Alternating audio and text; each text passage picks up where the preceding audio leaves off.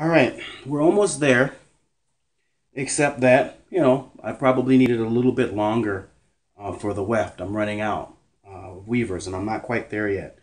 And which is good. This is good because then I can show how I've been splicing extra weft in as I move along when this happens.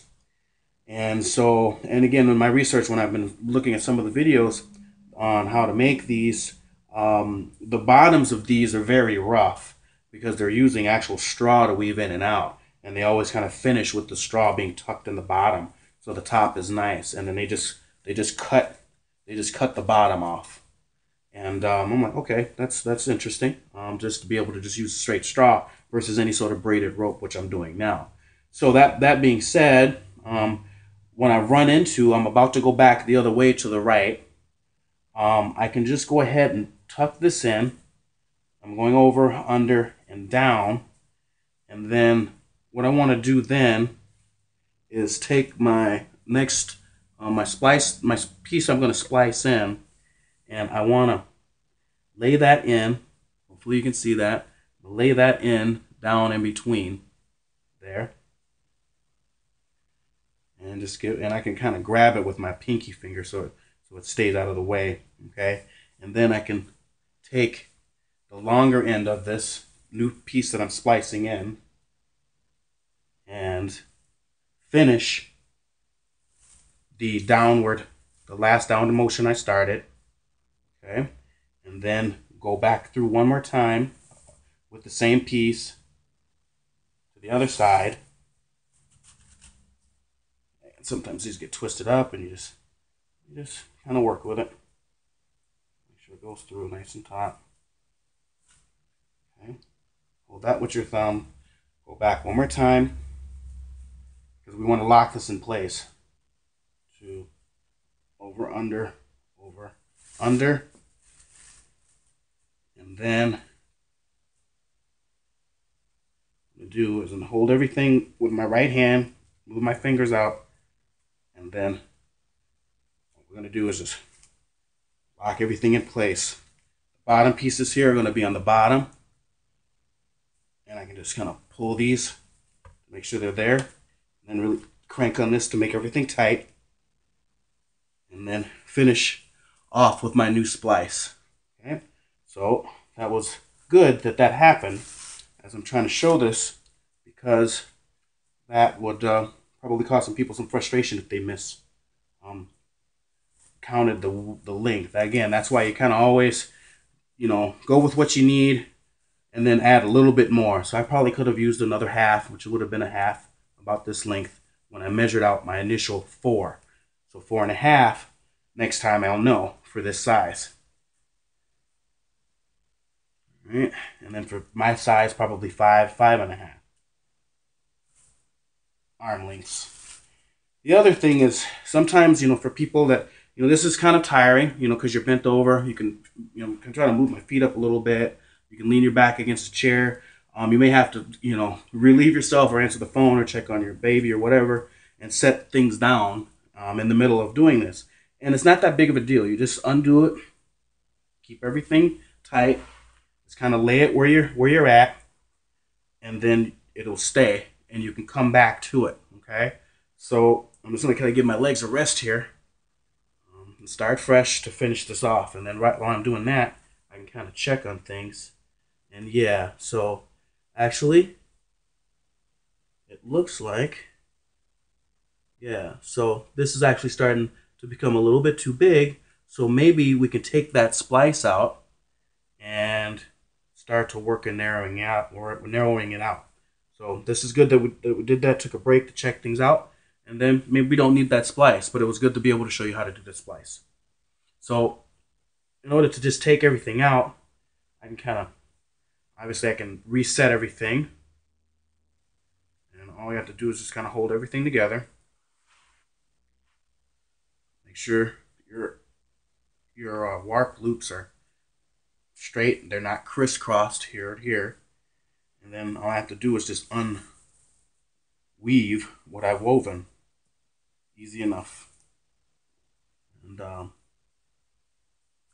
see what we got here. Yeah. So we we won't need the extra piece, I don't think. So we just added that. And again, I'm gonna be real careful on my measurements here because I want these to be symmetrical as I can. So yeah, I misjudged. So let me just undo it. But again, this is a good section to add into this demo of different kind of pitfalls that can happen. You know, how to splice, how to undo, how to set it down if you need to go do something else or rest your body.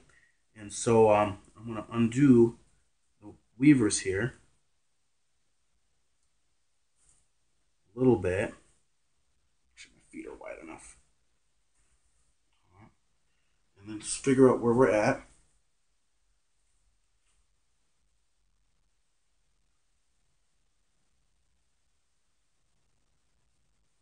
Okay. A little bit more. A couple more weavers down.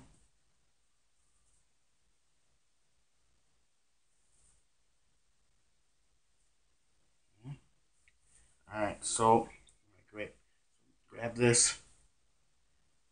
Keep my fingers back in there. This nice and tight. Keep again. Measure things out again. Checking. These things are going to match up symmetrically. Again, that's just the perfectionist in me. I mean, again, if you're doing this real quick in the bush or on the go, you know, who cares as long as they go on your feet. But if you're trying to make a pair of Air Force Ones, then you're gonna need to really be careful. Shoot, I would probably suggest just making a frame. There's plenty of videos out there for frames that all you have to do is just do a search for Waraji, Waraji. And there's lots of cool videos out there on how to do this, as well as on different methods of weaving this. All right, so I'm going to take out one more, and then what I'm going to do next is narrow my feet to bring everything together at the tip, just a little slightly. Okay. So then I'm going to bring my feet together a little bit, and then restart weaving stuff, which should give me extra length because then I don't need as much of the weaver to go across. And keeping everything tight this way towards me.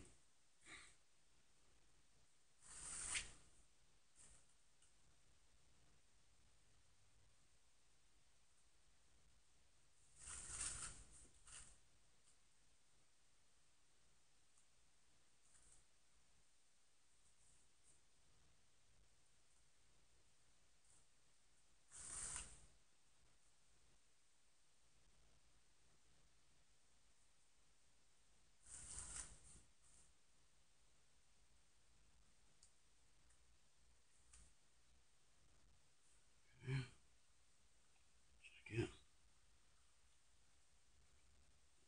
A little more.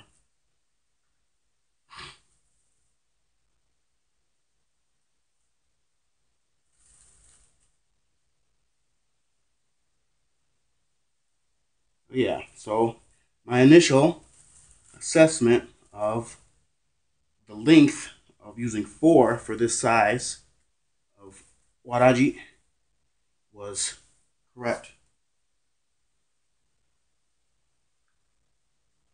All right, I think we're about there. I think we're about done.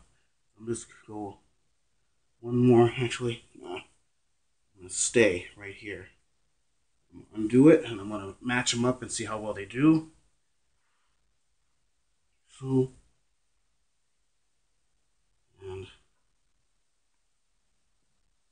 look about there, about symmetrical. One more should do it, and then we'll be done. And then I'll show you how to finish these off.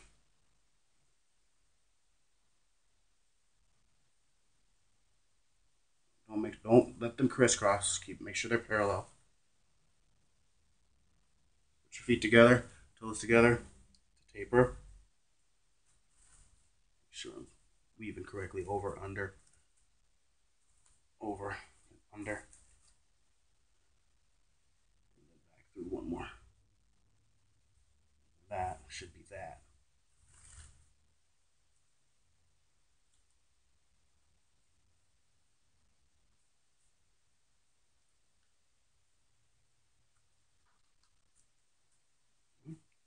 So there we got it for the most part. So that looks a little better than the last one I made. All right, so and now I'm just gonna double check one I've already made, and yeah, that looks about right. It's good enough for me. All right, so now here's the cool part: is we're gonna leave this piece in here, and what I actually want to do is I'm taking this last piece here and I'm tucking it in the middle so that it ends up on the bottom, but I'm going back one. I'm going to go back one when I do it. It's probably hard to see that. I'm tucking it in the middle and I'm going back one. So, okay. So I'm not adding any length to it at all. I'm just trying to hide my last stitch, so to speak. Okay. So then now I can hold that. I want to again try to cinch things into place. Make sure things are tight.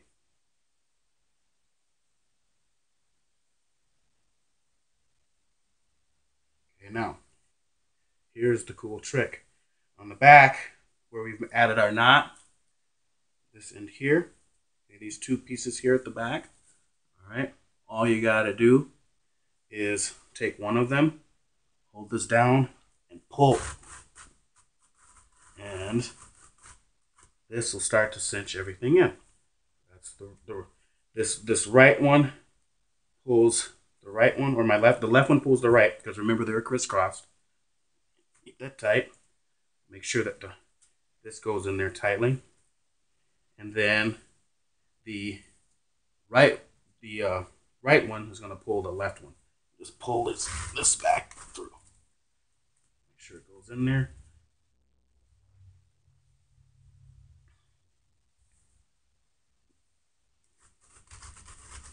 And there you got it. Pretty much. Always pull a little tighter.